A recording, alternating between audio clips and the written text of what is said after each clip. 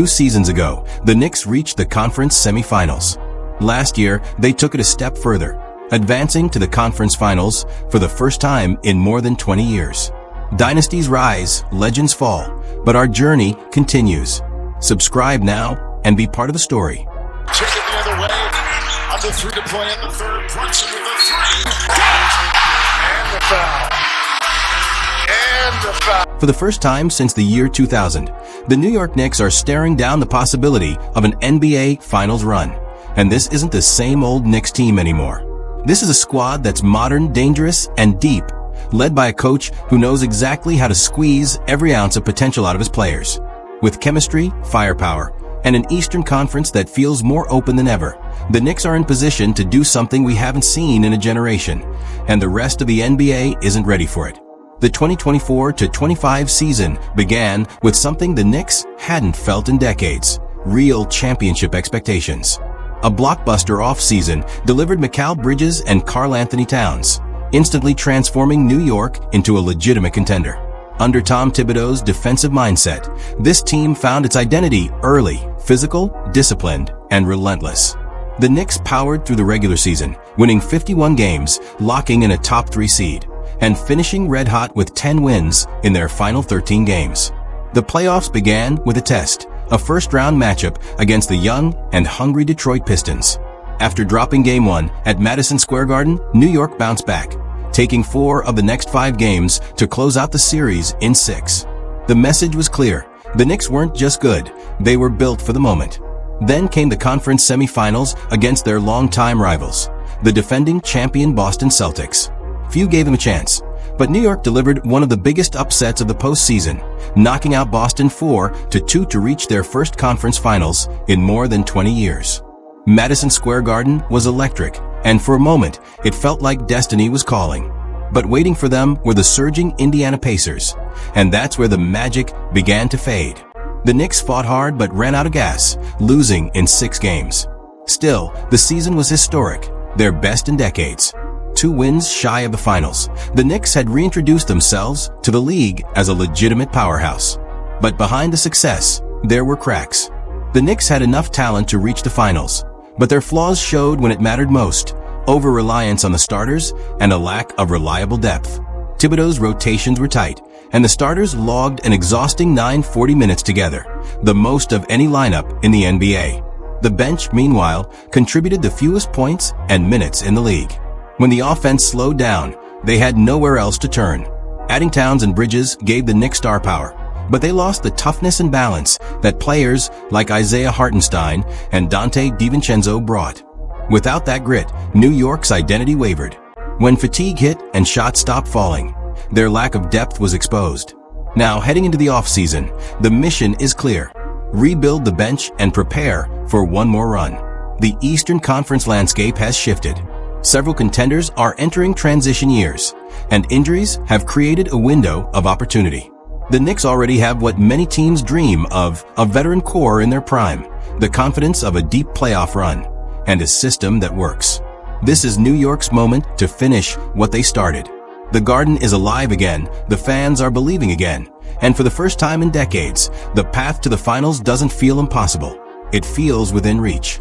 And before we wrap up, if you've been riding with the Knicks, if you've been waiting to see this team rise again, show some love, hit that subscribe button, and let's witness this story together. Because history might just be returning to Madison Square Garden. With a screen.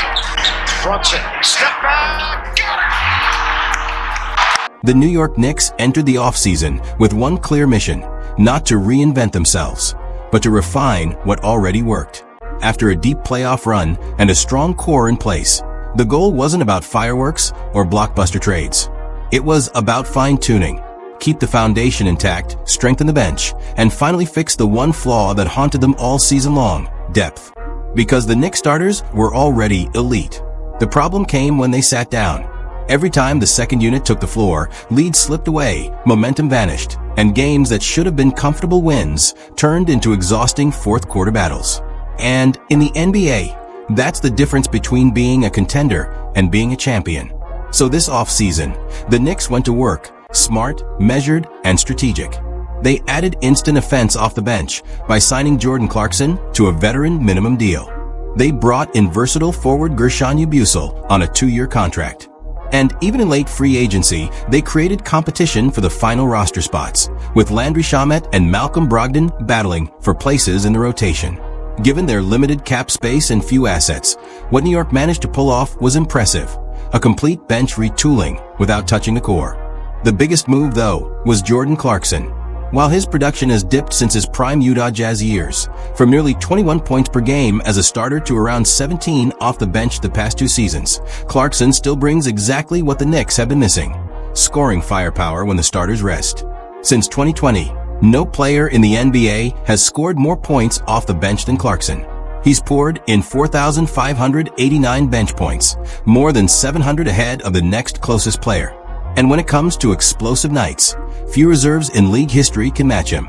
Clarkson has scored 40-plus points off the bench 4 times, second most ever, and 30-plus points 17 times, tied for 5th most all-time. This is his identity. He's a walking bucket. For the Knicks, the fit is perfect.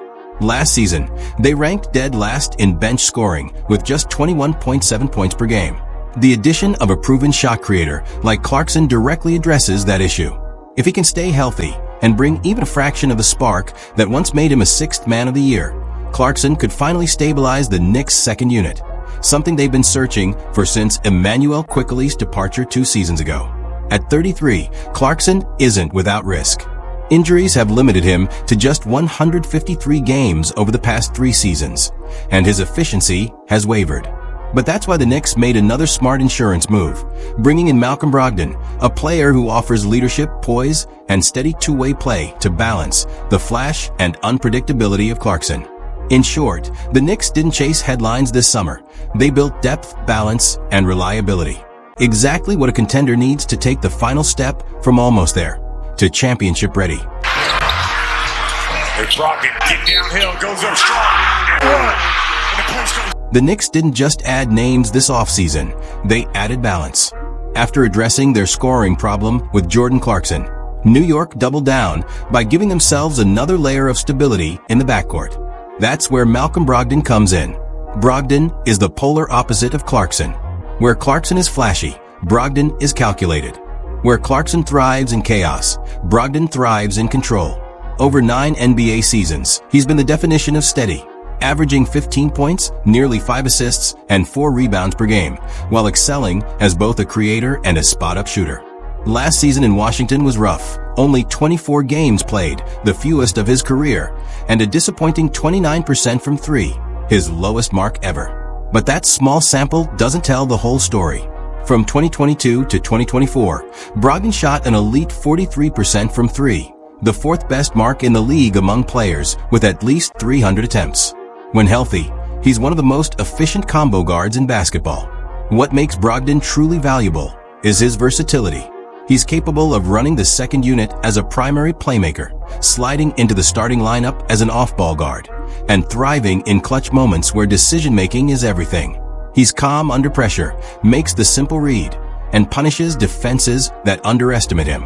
His resume speaks for itself. Rookie of the Year in 2017 and 6th Man of the Year in 2023.